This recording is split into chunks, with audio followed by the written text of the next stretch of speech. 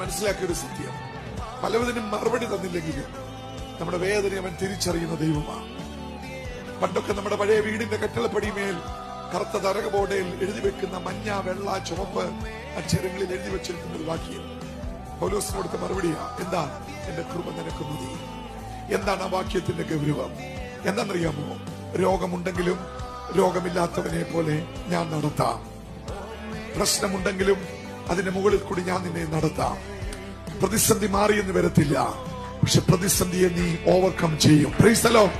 നീ അക്കരെ കടക്കും. ദൈവാത്മാവ് ഞാൻ ഉള്ളു തുറന്ന് സംസാരിക്കുക. പ്രിയമുള്ളവരെ, പ്രതിസന്ധി അവിടെ ഉണ്ടെങ്കിലും നീ അതിന്റെ മുകളിൽ കൂടി നടക്കും. ആ നടത്തുന്ന ശക്തിയുടെ പേരാ ദൈവകൃപ. ദൈവകൃപ. Praise the Lord. ദൈവകൃപ. സ്തോത്രം ചെയ്താട്ടെ, സ്തോത്രം ചെയ്താട്ടെ.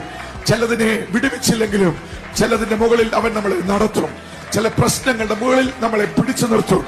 ചില വെല്ലുവിളികളുടെ മുകളിൽ കൂടി തരണം ചെയ്യിക്കും.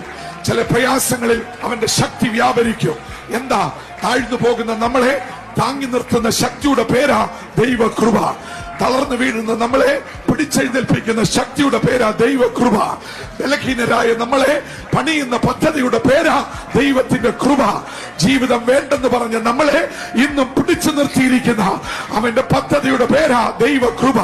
ഈ ജീവിതം എന്ന് തീർന്നിരുന്നെങ്കിൽ കൊള്ളാമായിരുന്നുവെന്ന് പല രാത്രിയുടെ യാമങ്ങളും ചിന്തിച്ച നമ്മളെ ഇന്ന് രാത്രിയിലും ആശ്വാസത്തോടെ ഇവിടെ ഇരുത്തിയിരിക്കുന്ന അവന്റെ പദ്ധതിയുടെ പേരാ ദൈവത്തിന്റെ കൃപ.